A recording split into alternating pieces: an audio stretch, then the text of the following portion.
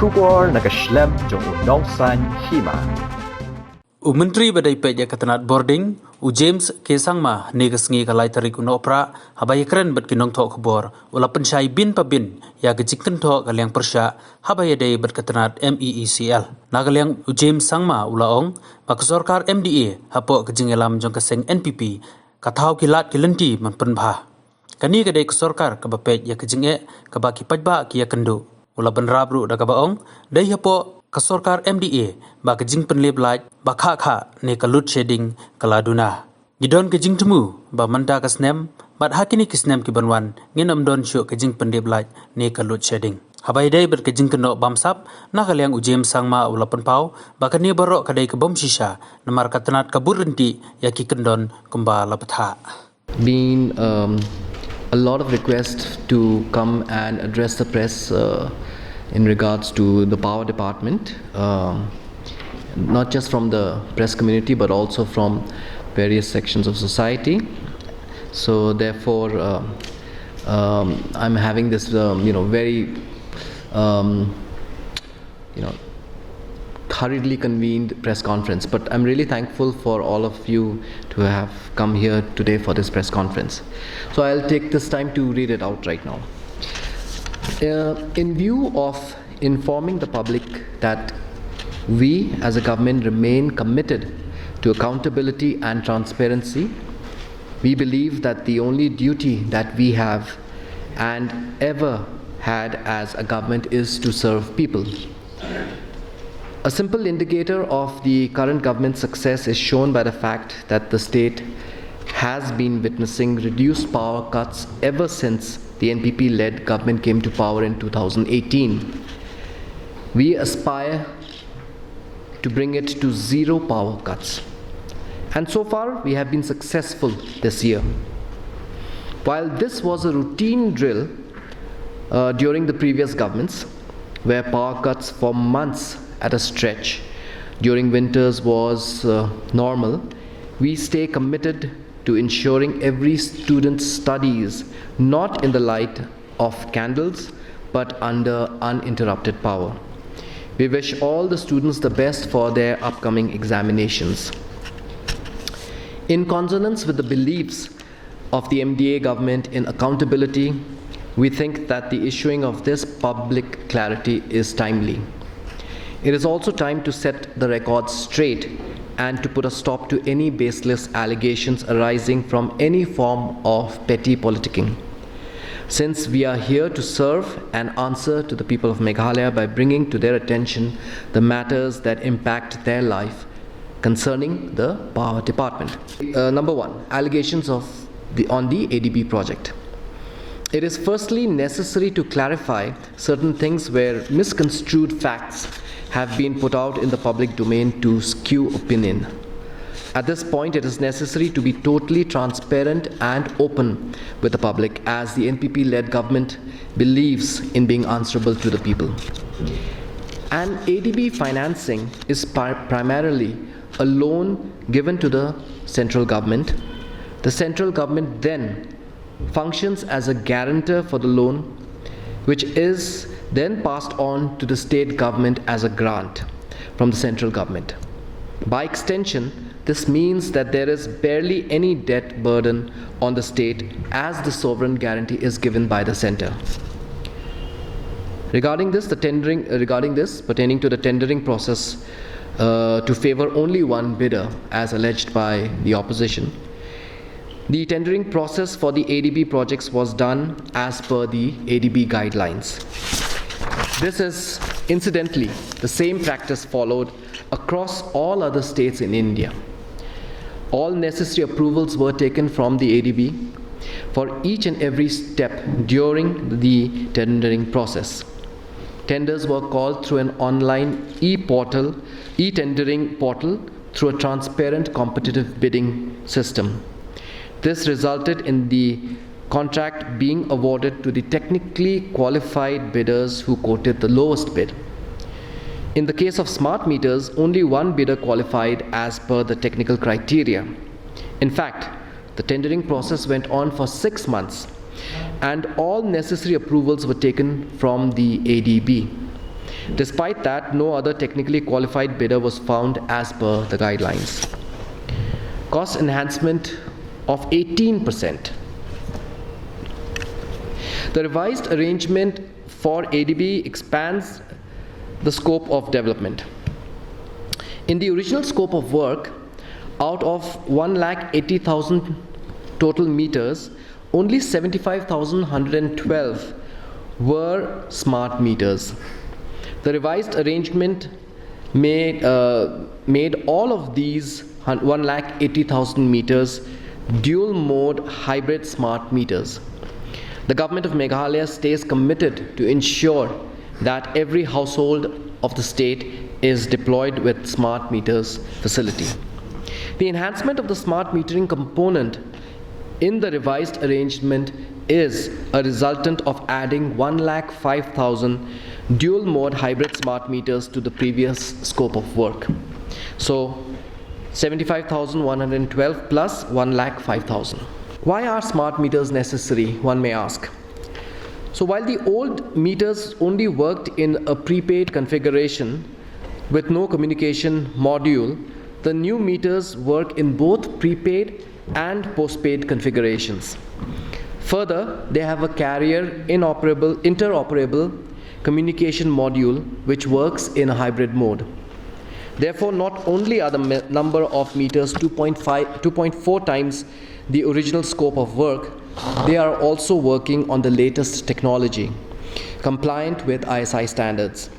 For the first time, we will have high quality power meters for the state. However, despite the NPP-led government achieving 100% electrification for rural and urban households in Meghalaya, billing efficiency is only about 67.35%, and more than 75% of meters are outdated. For that matter, during the assembly session, it was brought to notice that many households had faulty meters and were getting disproportionate bills. Another issue that was brought to notice was that meter readers did not visit villages to check the meters and take readings. This is one of the major issues which warrants the installation of smart meters across the state. The installation of smart meters will enhance the ease of usage for the consumers, for the customers. The citizens will be able to make prepaid payments from the comfort of their homes and also have access to their usage charges. This removes the need for meter readers, in fact. The smart meters will be connected to a central server with 24/7 communication enabled, ensuring that the instances of customers receiving faulty bills are reduced. Practically, it will be nil.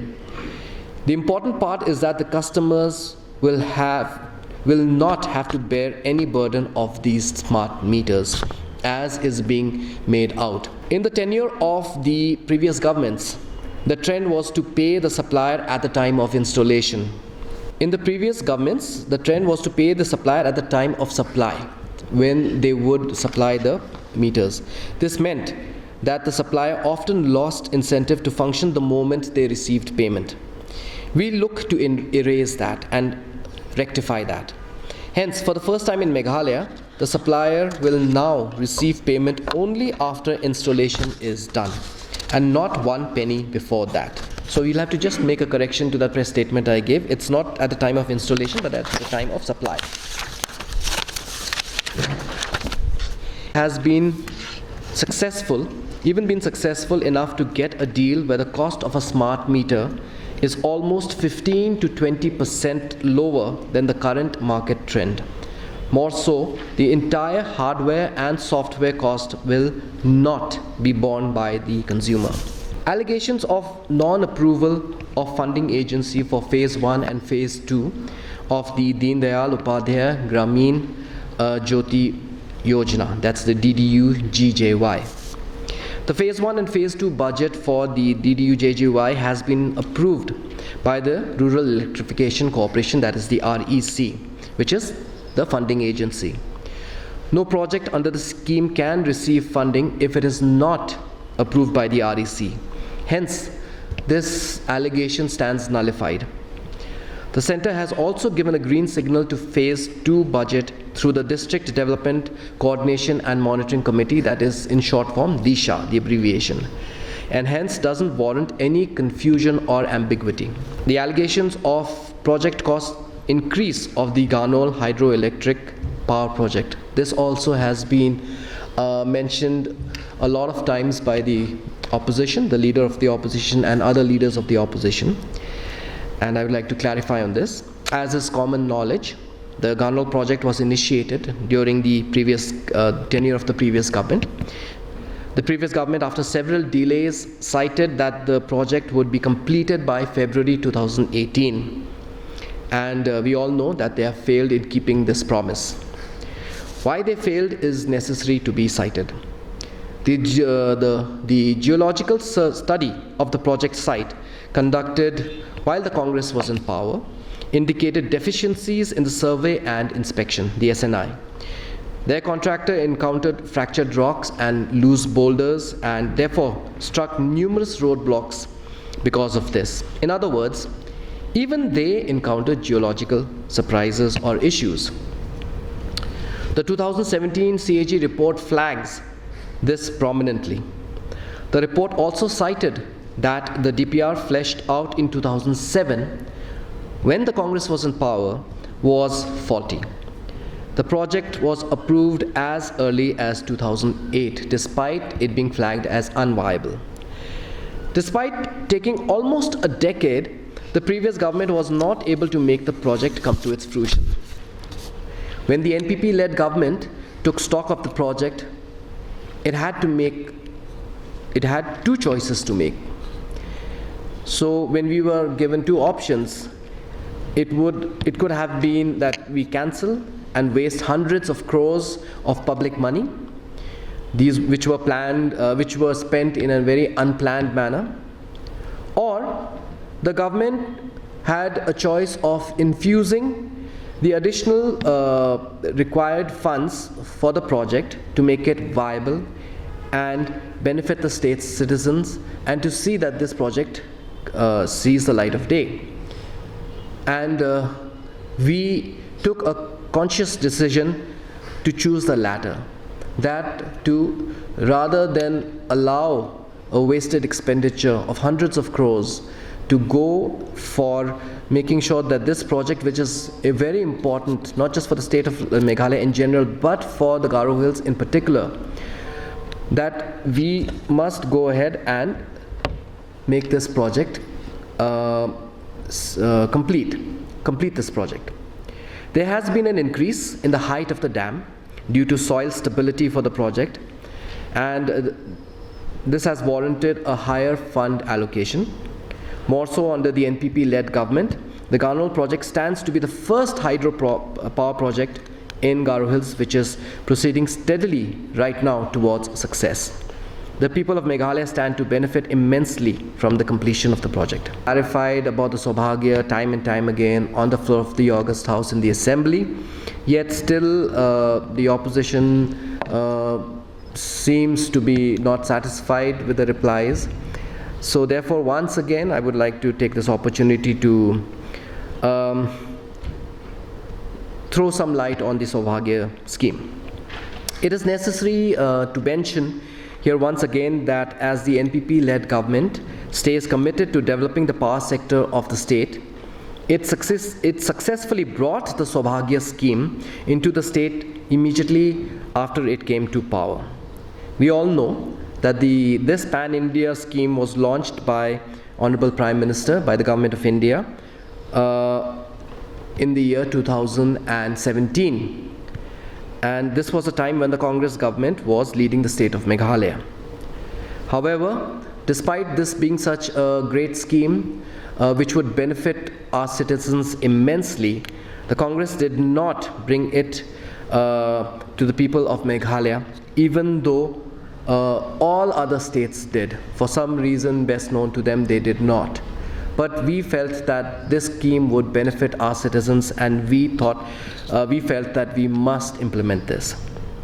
Two companies from outside the state were awarded the project at 51% above the schedule of rates.